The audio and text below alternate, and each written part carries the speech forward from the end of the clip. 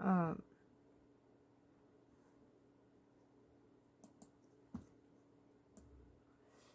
연합뉴스예요. 연합뉴스가 2025년도 11월 7일자 기사. 펠로시 사실상 은퇴 선언. 트럼프 기쁘다. 사악한 여자. 트럼프하고 펠로시가 엄청 상극이죠. 펠로시 미 정치권 유리천장을 깬 40여 년 여정 내년에 마무리.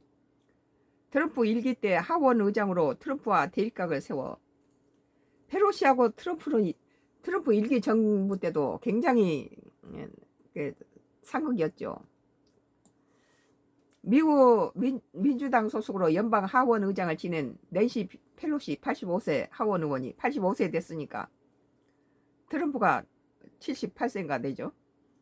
하원 의원이 6일 현지 시간 내내 11월 치러지는 하원 선거에 출마하지 않겠다고 밝혔다. 트럼프한테는 누님이네요. 펠로시가 85세니까. 근데 악마라고 한 거 보니까 악마 여인님은 사실상 정계 은퇴 선언으로 미국 역사상 가장 영향이 있는 여성 정치인 중 한 명으로 꼽히는 펠로시 의원이 2027년 1월 임기 종료와 함께 40여 년의 정치 경력을 마무리 지을 것으로 보인다. 펠로시 의원은 이날 자신의 선거구인 캘리포니아주 샌프란시스코 유권자들에게 보내는 영상 연설에서 다음 선거에 출마하지 않겠다고 말했다고 AP통신은 보도했다. 그는 내가 살아가는 도시에 하고 싶은 말은 이것이다. 샌프란시스코, 당신의 힘을 알아야 한다. 우리는 역사를 만들었다. 우리는 진전을 이루었다. 우리는 언제나 앞서왔다 라고 말했다. 이어 이제 우리는 민주주의에 적극 참여하고 우리가 소중히 여기는 미국의 이상을 지켜내는 싸움을 계속함으로써 그 길을 이어가야 한다고 당부했다. 미국 역사상 최초이자 현재까지 유일한 여성 연방 하원장을 기록을 가진 펠로시 의원은 전통적으로 남성들을 주 무대했던 정치권에 여성의 유리천장을 직접 깨며 새 역사를 쓰는 인물로 평가받는다. 진보 성향 도시 샌프란시스코 대표적인 정치인 펠로시 의원은 가정주부로 지내다가 1987년 47세 늦깎이로 정계에 입문했다. 점차 정치적 입지를 넓히던 그는 하원 원내대표로서 2003년부터 20년간 민주당을 이끌었으며 그중 8년은 두 차례 걸쳐 하원 의장을 지냈다. 오바마 케어, 건강보험 개혁 입법과 일본군 위안부 결의안 등의 통과에 주도적 역할을 했다는 평가를 받는다. 특히 두 번째 하원을 영입하면서는 당시 집권 1기였던 도널드 트럼프 대통령과 거칠게 대립했고 내란 선동 등의 혐의로 대통령 탄핵소추안을 2019년과 2021년 걸쳐 두 번이나 가결을 했다. 트럼프가 싫어할 만한 하겠네요. 2020년 트럼프 당시 대통령의 의회 국정연설 직후 트럼프 대통령 바로 뒤에서 연설문을 찢어버린 일화도 유명하다. 트럼프 대통령 그런 펠로시 의원을 미친 낸시라고 맹비난했다. 펠로시 의원은 CNN 인터뷰에서 트럼프 대통령 지구상의 최악의 존재라고 지칭한 바 있다. 둘이서 지구상이 제일 나쁜 말만 서로 주고받았네요. 트럼프 대통령은 이날 백악관에서 기자들로부터 펠로시 의원의 불출마 선언에 대한 질문을 받고 나는 그가 형편없는 일을 했고 나라의 막대한 피해와 명성의 손실을 안겨준 사악한 여자 이불 우먼이라고 생각한다며 기쁘다라고 말했습니다. 악마 여인이라는 게 사악한 여자다. 85세네요. 이제 그만둘 때도 됐네요.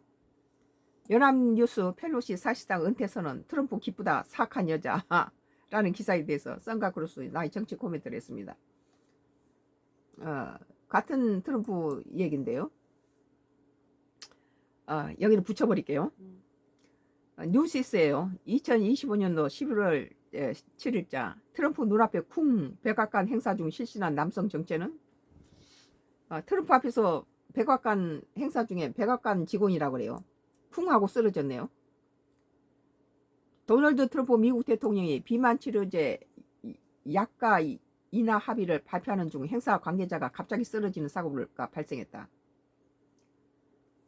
6일 현지 시간 영국 인디펜던트 등 외신에 따르면 이날 행사 중 한 남성이 쓰러졌다.